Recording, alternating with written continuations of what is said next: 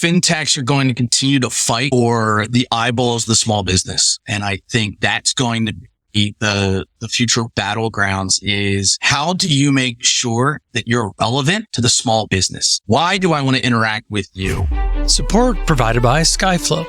What if you could build fast but not break privacy? What if you could ensure data privacy, governance, and compliance with just a few API calls? What if you could worry less about PCI requirements while actually improving privacy and security? How much more time would your team have to truly innovate? How much faster could you build and ship new features? How much more powerful could your app be? Skyflow is a zero-trust data privacy vault delivered as an API. Skyflow's radically simple design lets you collect, secure, and tokenize personal information like card data and payment details. And with built-in features like encrypted data analysis and sharing, anonymization, and advanced governance, your days of choosing between data security and data usability are over. Whether you're just concerned with PCI compliance or need to go further to include CCPA, GDPR, SOC 2, and beyond, Skyflow has you covered. What if you could build fast but not break privacy? With Skyflow, you can. Visit skyflowsecure.com today to learn how. FinTech Confidential, bringing you the people, tech, and companies that change how you pay and get paid. Featuring entertaining information focused on FinTech industry insights, market trends, news, and life stories from FinTech leaders, thinkers, and doers. Welcome to FinTech Confidential. I'm your host, Ted Huff. And today we have a special guest from Nav, Walt Levengood, the VP of Strategy and Revenue. Now, Nav is making waves in the fintech space, providing businesses with the tools that they need in order to take control of their financial health. Now, Walt, with his vast experience, has been instrumental in driving Nav's mission. Now, let's deep dive into the world of fintech and understand the magic behind Nav. Walt, welcome to the show. Ted, thanks for having me. Well, everybody's got an origin story, and we like to call it here the falling into fintech story. And you and I had a discussion that we've crossed paths for many years, and you and I have been in fintech for quite some time. Help us understand, how did you get into fintech first? The bug bit me at a company called Freedom Pay, which at the time was trying to drive RFID transactions in a contactless manner, which most of the US now knows is PayPass and everything else that we do with a chip. From there, I went of all places to a bank. I went to the Bancorp Bank, which was an internet-based web bank, which is a little crazy, one physical branch. And I think, Ted, that's probably where we crossed some paths because we got onto the cutting edge of issuing and acquiring when the payments was not as mainstream as it is today, a little more complicated. And from there, it just continued. I became a small business lender through 08 and 09 in New York, which was almost as trying at the times that we're dealing with today right now. I realized being a lender wasn't necessarily the easiest thing because it wasn't necessarily putting the small business first. You weren't being able to give them all the credit options within inside the spectrum. And along came Nav, and it brings me to where I am today. So what was it about Nav that got you interested and inspired to join them? Yeah, I'd known the original CEO and co-founder for a period of time. And one of the things that he was trying to do was to be agnostic on the benefit of the small business. It started with trying to understand what you would qualify before you apply, which is the paradigm shift that you normally don't get in the ecosystem, right? I mean, you look at major paradigm shifts, you think PayPal, eBay, it's the only reason they existed. But in this case, to do it in a two-sided marketplace versus a one-sided controlled marketplace, really be able to sit on the data, let that small business know what they qualify for, what those options are before applying for and having their credit pulled from 7-8 different lenders in some discovery system. And the love journey began, and it's been a great ride. We've done 2 acquisitions in the last 9 months and really excited about where we're at and where we're going. Well, you started to touch on it, but can you dive a little bit deeper into the origin of Nav, in your own words, what you see as the mission for Nav? The mission's been clear since the very beginning. It's to stop the death rate of small businesses. And it's something that everyone can really get their arms around, right? If you just think about how many small businesses employ people within inside the U.S., how they are the lifeblood of our economy and everything. And we saw what happened, during the global pandemic and what everyone did to try to help small businesses. That's the mission. And it's very easy to really get in there. I think where things have changed from the very beginning of understanding your credit and what we refer to as a detailed credit report, and where it's come into is a financial health platform in your pocket, right? So it's the number one financial health platform. It's a data-driven financial solution.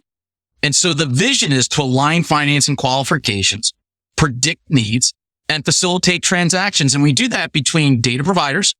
Think of bank aggregators, bureaus, accounting platforms, and other different softwares where we're bringing in all the data for the small business, lenders, small businesses, and then issuers on the credit card side. You guys have been relatively active in acquisitions here recently, and I'm curious, how are these recent acquisitions of TillFul and Nuula driving the mission of NAV further forward to empower the businesses with the right financial tools? Yeah, well, I think, it goes back to the amazing things. We've got great investors behind us, whether it be Kleiner, Experian, Goldman Sachs, P72, all data-driven organizations that have been able to help us continue down this path. We got to a point where we were growing organically, and the inorganic growth opportunity first arose with Nuula. Nuula was our first international acquisition. So they're in our northern partner, Canada. And so in Canada, they were able to help speed up some things that we weren't necessarily mobile first. And so they had some mobile capabilities that allowed us to leapfrog where we currently were. Mm-hmm. I think the values that TillFul brought, not only with amazing people, but it was some of their tech. So they had a TillFul score and a category transaction engine that we were able to plug in quickly. Walt, those acquisitions sound like they've expanded the reach of NAV greatly. And before we dive into the details of the widgets and how it all works, describe to us where NAV sits in the overarching fintech landscape, who you guys are focused on, and what the benefit of them leveraging NAV as a technology is. From the fintech aspect, NAV sits as a data-driven financial solution platform working with small business lenders and issuers. Who are we helping is small businesses, historically post-revenue. In some cases, these can be small businesses that don't have a business credit file. They're invisible to the bureaus, which means they're invisible to lenders in the ecosystem. And so NAV has the ability to help build thin files to full files to allow them to be seen from financial institutions via our trade line reporting and how we build credit. And why those small businesses is, I think all small businesses are time starved. And so a data-driven financial insights that enable informed business financing decisions, help small businesses grow, generate profits, hire employees, and help communities thrive.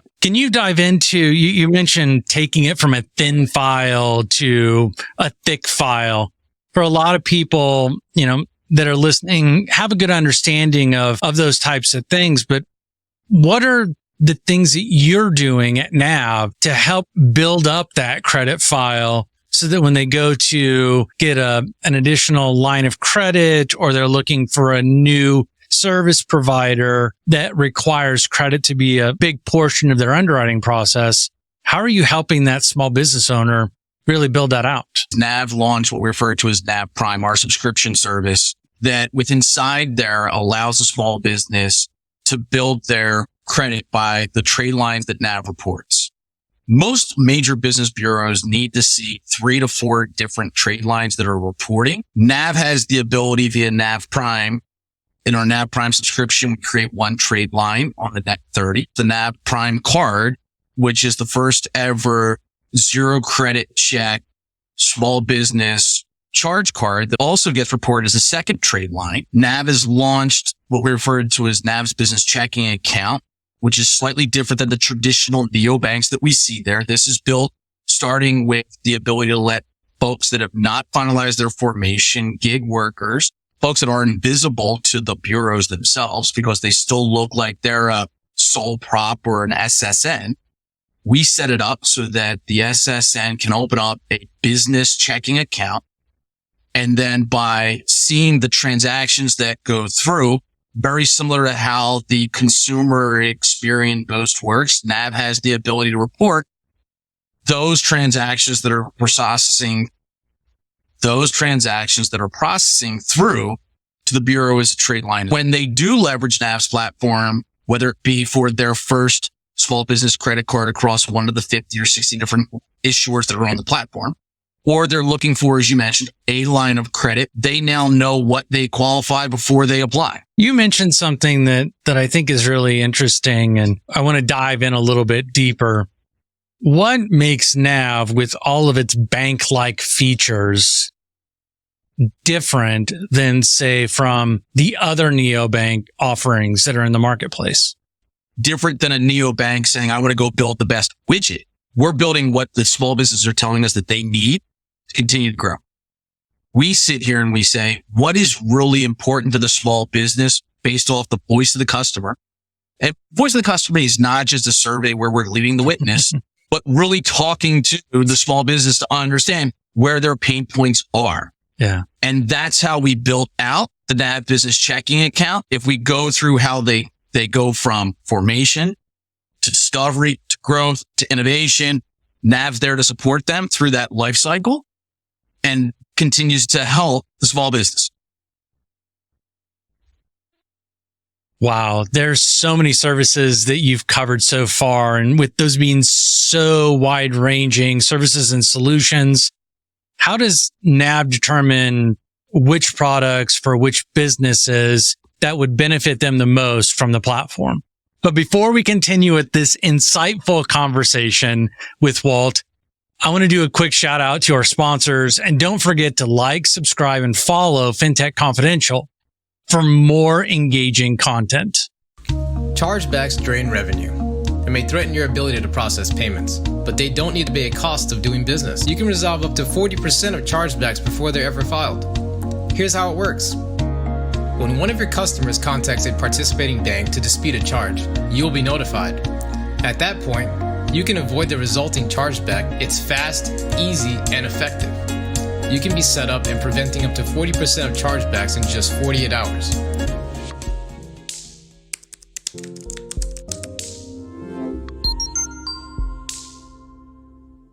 Now back to Walt. Ted, very insightful question. And I think it's a challenge for all fintechs, which is prioritization. No one is ever short on ideas with inside NAV. It's a matter of understanding what is the right prioritization and what can be run in parallel versus sequential path, and what creates the level steps that we need to continue to grow. And so in one instance, the organization was head down focused on the launch of NAV Prime, while a smaller subset of the organization was looking at the acquisitions. And it's a matter of saying, when does 1 + 1 = 5? That's the path that we took on the 2 acquisitions. Was we saw the steps that we could then jump quickly on the mobile scores, every transaction engine, while we allowed the teams to focus the human capital where we needed to, which was the user experience, the CX. One thing that we hadn't touched on is the way the platform works from what we refer to as a no-touch environment. And that's really different than others inside the ecosystem, right? NAV does not have a 200, 300, 400 person sales floor where we've got to spend body after body to try to match somebody up. The people are focused on leveraging the data. Again, going back to predict the needs, facilitate transactions between the parties.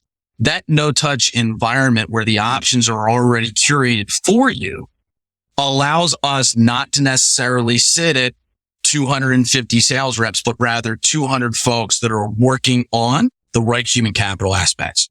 Can you dive into what you mean by a no-touch environment? I've heard of headless. I've heard of software as a service, banking as a service, anything as a service, really.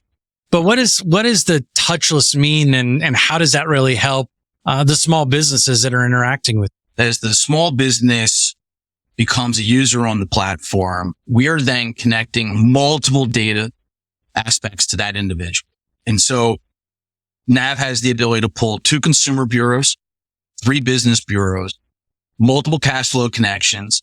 Depending on the relationship, there's merchant processing being connected, accounting, and additional information. We're able to then bundle all of that information and create NAV's view on the data sets. Because the number of small businesses that we've worked with, well over 1 million small businesses on the platform, we're then able to then predict needs, align qualifications, and then facilitate that transaction. In some instances, we're able to do direct to a contract with one of our lending partners where NEC goes through their offer, Electric sign the contract and receive money the next day.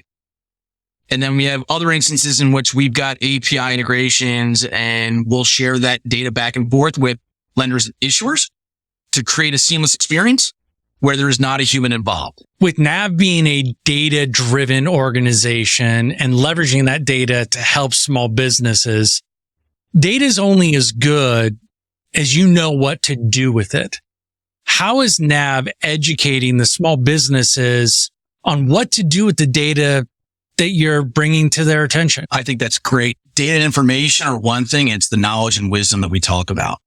NAV being a two-sided marketplace and a logged-in experience also allows us to get full lifecycle data back from our issuers as well as our lenders. So we understand what they're saying in response to each one of the transactions going through. That updated information then continues to build the flywheel and understand what may or may not have changed. One of the unique things that we see is lenders and issuers may not say that they're modifying their underwriting guidelines. They'll do it behind the scenes as a way to test into different markets and different segments. Yet that, because we're already sitting on potentially Consumer Bureau, Business Bureau cash flow, we know what that data looks like before we send it over. And so if someone said our minimum credit score is 650 and we're sending 700s over and they're getting declined, then we know that partner of ours is potentially modifying their underwriting guidelines. That's how we get to then understand the value of the data, thus the NAV's point of view on all the different data sets. Are you suggesting actions for the business owner to take to continue to move themselves forward in their business journey? Yes. The insights and alerts that are available, and anyone that has ever signed up with one of the bureaus or some of the other third parties from the consumer aspect receives them. Just telling someone that my credit went up, my credit went down, that's just noise. So how do I adjust that signal to noise ratio? How do I make sure that there's something there? That's where our cash flow score, our social health score, the financial scores that we generate have indicated actions that says, if you could do the following, this is what you could qualify for. If we can clean up your NSF, this is what we could do. We see that you're overpaying for a financing product from X lender. We can sit there and say, based off of what's changed inside your small business, you should be graduated to a term loan from a traditional bank. You should graduate to an SBA now that you've got your 2 years of profitability. And so NAV being agnostic to the small business, trying to put them in the best option is very different than a lender saying, I don't want you to go out of my footprint. I want to keep getting you another draw and another draw and another draw and another draw. And that's just not healthy for the small business. I can only imagine you've got tons of stories about successes with merchants and with the lenders on the other side of the house. What is your favorite story? Maybe when they used the NAV platform in a way that maybe you guys hadn't thought about. I think my favorite story is more of a small business, not necessarily about the platform, but we have one of the reps that is on the outbound sales side and was helping this small business, it was a restaurant, trying to close a 6-figure plus line of financing. And she went above and beyond, and Emily did an amazing job. And the small business named a sandwich after her. Honest, one of my best favorite stories. It's not about the platform, but I mean, like that's just like the cool factor that she got a sandwich named after her at a restaurant. So that's one that we always chuckle about. But I think what we've seen in the platform itself is some of the byproducts that we're able to create, some of the scores that we're able to create that weren't necessarily the main goal of connecting certain data. It's the insights. It's the way that Nav creates what we refer to as the Nav alert, which is us looking at all the different things that are going on with inside the small businesses data sets. And then also being able to cross-reference those data sets against like-kind synthetic versions of that end user. How can we then take the insights and learning across that to the small business? And that's where some of the scores came out of that weren't necessarily like, we didn't wake up and say, we wanted to create this score, but we saw indicated actions from when a small business may be needing financing. Hypothetically speaking, if you've got 7 or 8 different Yelp posts saying that the restaurant needs to update their bathroom, maybe they could use $10,000, right? And so that's an extreme use case, but it's one of those things that it wasn't where you saw it say, this is where I want to bring the cash flow. That's what's really been the surprise wins through this process. Well, and you talk about the evolution and the surprise wins that you've run into with LendTech and PayTech type products that you've brought together. Can you help us understand where you're seeing the market? I mean, especially right now, we've got changes from the Fed. It feels like every day. We've got lenders that are changing their profiles, all of these different things. Can you give your unique perspective to what's going on in the small business market and what the business owners are doing to navigate through it? The headwinds, as you alluded to, have been very challenging, right? I think people didn't expect that we'd have as many rate increases as we've had today. That lenders and issuers are really focused right now on managing their ROI, their risk and their profitability, not necessarily volume. I think they've pushed some aggressive filters that have limited expansion in certain buckets. And I also believe that what we've seen in the small business is that their credit is slightly overutilized right now. And as such, I may have been a prime user for a credit card in the past, but with my utilization being up, I'm now being pushed into maybe mid-prime. And so where I thought I could qualify for financing or I thought I could get a tier 1 credit card, I'm now being pushed into a tier 2. Which I think is creating a little bit more stress for the small business. With all these headwinds that you're talking about, let's go ahead and pull out the crystal ball, look a little bit into the future, maybe 3 or 5 years, and help me understand where you see things going, maybe with or without the perspective of the acquisition of TillFul and Nuula for Nav, and maybe just a little bit beyond that. Looking at the small business right now is access to capital. And that could be in a few different ways, whether that is access to same day settlement so that you have the funds that you need to run your business, whether it's the financial health platform continues to drive those insights around the different data sets.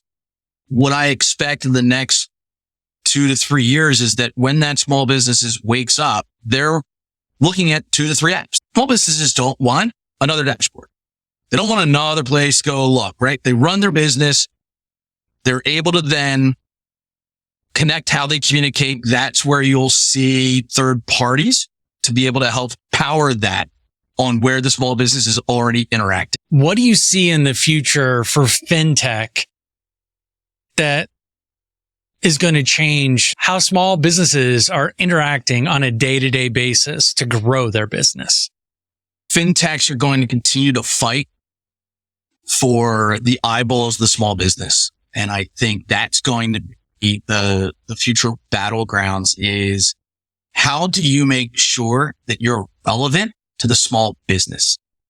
Why do I want to interact with you? What is the quid pro quo that I want to enable you to sit on my data or access my data from a permissible purpose if you're not truly providing me value? We've spent a lot of time over the years really focusing into giving a better visual experience and wanting to control that. So you'll see a lot of disparity between I have to log into this page to see this data and it looks and displayed this way and uses this terminology. But then I go over here to look at this information, whether it be about a loan or anything else over there, maybe a cash advance type thing.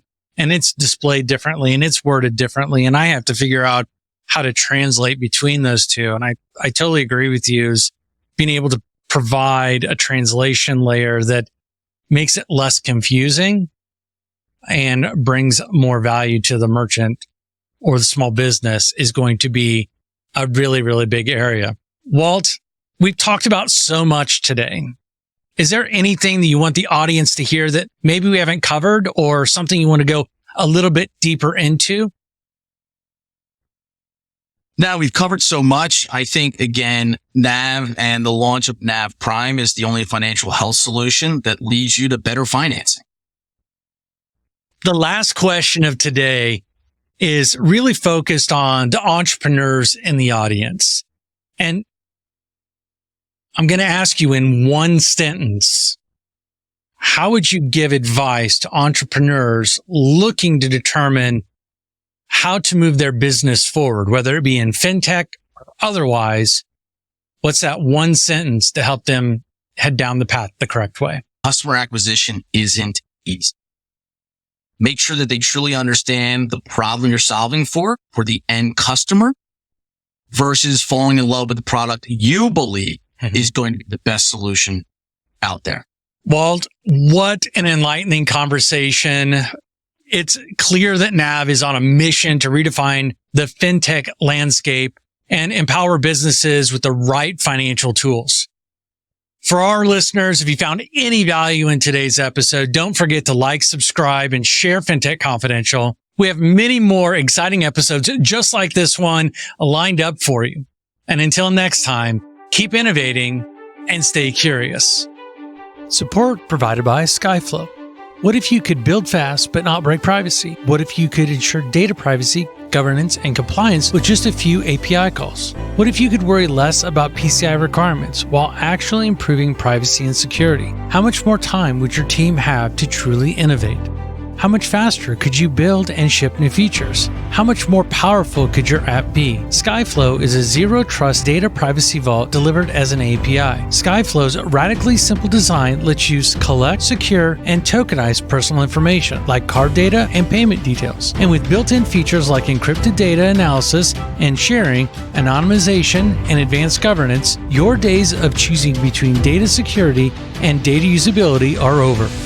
Whether you're just concerned with PCI compliance or need to go further to include CCPA, GDPR, SOC 2, and beyond, Skyflow has you covered. What if you could build fast but not break privacy? With Skyflow, you can. Visit skyflowsecure.com today to learn how. This has been a production of DD3 Media, with all rights reserved. This is provided for informational purposes only. It is not offered or intended to be used as legal, tax, investment, financial, or other advice. We strive to provide accurate and up-to-date information, but will not be responsible for any missing facts or inaccurate information. You comply and understand that you should use any of this information at your own risk. Cryptocurrencies are highly volatile financial assets, so research and make your own financial decisions.